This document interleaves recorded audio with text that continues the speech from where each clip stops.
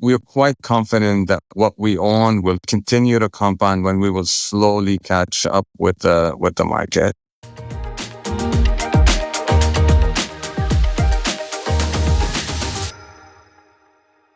So surprisingly, despite the successful track record that we built in the last 15, 20 years, we've been, um, we have unfortunately missed a lot of the big success stories. So if someone had told me 20 years ago that Apple and Amazon and all these companies were going to be crazy success stories and we were going to own none of them, I would have said guaranteed we're going to underperform. So shockingly, we did add significant value despite missing most of these large cap mega opportunities. Now, luckily for us, we invested in other businesses that have also compounded significantly, but they were not the big, famous, sexy ones, so to speak. 324 is no different, except that it happened in a very compressed period. So things like Nvidia went to 3 trillion market cap in a year and a half or 2 years. And that made it extremely difficult for us and I guess a lot of other people to keep up with that situation unless you were actually invested in that very narrow part of the market. Now, the way we look at it is we know from our own data that in the past, underperformance that was coming from things we did not own, especially in a strong and rising market, was not sustainable. Doesn't mean it's going to happen in the future, but that has been the case in the past.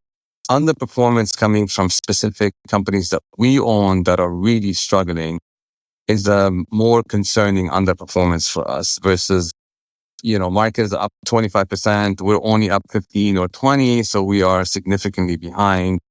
But that super performance is coming from a very small subset of the market.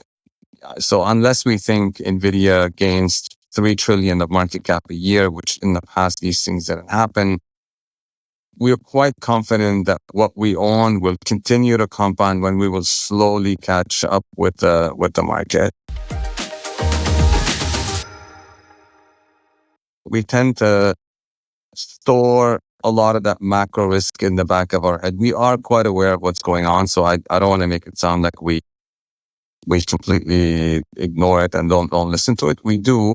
I find news outlets tend to focus or over focus on negative news because that's what really sells. And there's, it always feels like, things are really bad today. But then when we go back in time, there have been many phases where things were really bad.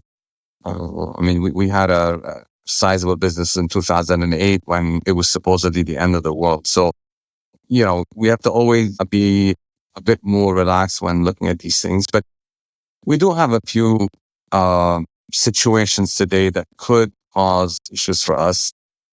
I think the biggest of them all is the rise of the U.S.-China tensions, which for people that are my age or your age, they would remember the Cold War.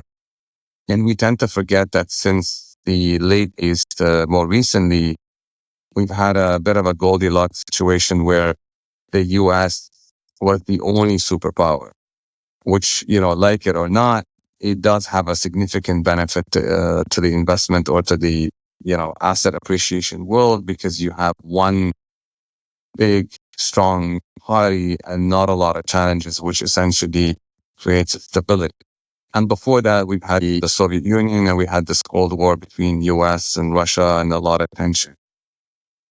It seems to me like we're going back to that situation where China is now maybe the new superpower, not Russia, even though Russia is a close friend.